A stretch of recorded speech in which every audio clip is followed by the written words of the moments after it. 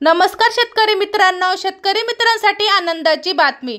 2024 अतिवृष्टी नुकसान भरपाई कोणकोणत्या जिल्ह्यातील शेतकऱ्यांच्या बँक खात्यात जमा झाली याविषयी सविस्तर अपडेट आपण आज पाहणार आहोत। तत्पूर्वी मी मराठी ह्या चॅनलवर जर तुम्ही नवीन असाल तर लाईक आणि सबस्क्राइब करायला विसरू नका। महाराष्ट्रातील शेतकरी समुदायासाठी एक अत्यंत आनंददायी बातमी समोर आलेली आहे। राज्य सरकारने नैसर्गिक आपत्तीमुळे नुकसान सहन करणाऱ्या शेतकऱ्यांना आर्थिक सहाय्य देण्याचा निर्णय घेतला आहे। या निर्णयाअंतर्गत मे 2024 आणि जुलै ते ऑक्टोबर 2024 या कालावधीत गारपीट, अवकाळी पाऊस, पूर आणि अतिवृष्टीमुळे पीक नुकसान झालेल्या शेतकऱ्यांना भरपाई देण्यात येणार आहे। या महत्त्वाच्या योजनेचा फायदा घेण्यासाठी शेतकऱ्यांनी आवश्यक कागदपत्रे तयार ठेवावीत।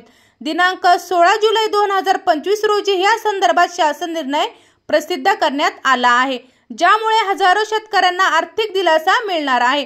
मंजूर झालेल्या जिल्ह्याची यादी आणि निधी तपशील। सोलापूर जिल्ह्यातील शेतकऱ्यांना मिळणारी मदत। सोलापूर जिल्ह्यातील शेतकऱ्यांसाठी सर्वात मोठी राहत म्हणजे मे 2024 मध्ये आलेल्या गारपीट आणि अवकाळी पावसामुळे झालेल्या नुकसानीची भरपाई मिळणार आहे। ह्या नैसर्गिक आपत्तीमुळे एकूण 2748 शेतकऱ्यांचे नुकसान झाले आहे। या सर्व शेतकऱ्यांना एकूण 4,49,06,000 रुपयाची आर्थिक मदत देण्यात येणार आहे। यामध्ये 976.67 हेक्टर क्षेत्रातील फळबागा आणि विविध शेती पिकांचे नुकसान झालेले शेतकरी समाविष्ट आहेत। या मदतीमुळे शेतकऱ्यांना पुढील हंगामासाठी लागणाऱ्या खर्चाची व्यवस्था करण्यात मदत मिळेल। सांगली जिल्ह्यातील शेतकऱ्यांना मिळणारा लाभ। सांगली जिल्ह्यातील शेतकऱ्यांसाठी देखील मोठी सूट आहे। जुलै ते ऑक्टोबर 2024 ह्या कालावधीत आलेल्या अतिवृष्टी आणि पुरामुळे या जिल्ह्यातील शेतकऱ्यांचे मोठे नुकसान झाले आहे। या नैसर्गिक आपत्तीमुळे एकूण 18,336 शेतकऱ्यांना हानी सहन करावी लागली आहे। या सर्व शेतकऱ्यांना एकूण 6,29,58,000 रुपयाची भरपाई देण्यात येणार आहे। हा निधी शेतकऱ्यांना त्यांच्या आर्थिक समस्यावर मात करण्यास मदत करेल आणि त्यांच्या पुढील शेतीच्या नियोजनात फायदेशीर ठरेल। अहमदनगर जिल्ह्यातील शेतकऱ्यांना मिळणारी सवलत। अहमदनगर म्हणजेच अहिल्यानगर।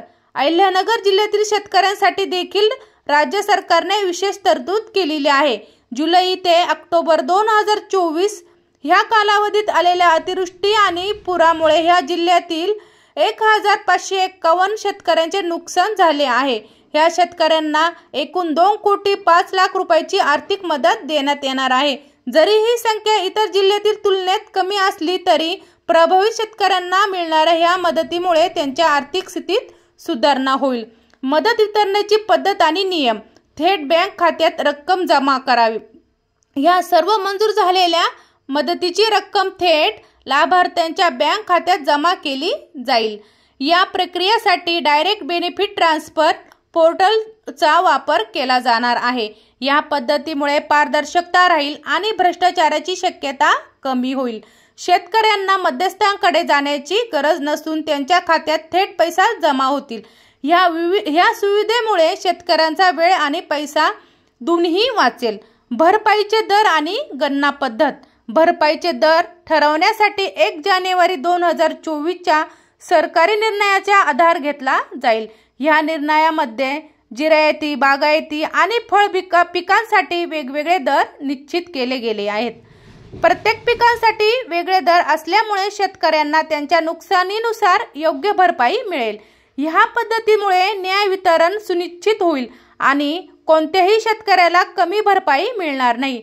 हेक्टर मर्यादा आणि पात्रता। प्रत्येक लाभार्थ्याला जास्तीत जास्त 3 हेक्टर पर्यंत मदत मिळेल, ही एक महत्त्वाची मर्यादा आहे। या मर्यादेचा अर्थ असा की जर एखाद्या शेतकऱ्यांचे 3 हेक्टर पेक्षा जास्त क्षेत्र नुकसान झाले असले तरी त्याला फक्त 3 हेक्टरचीच भरपाई मिळेल।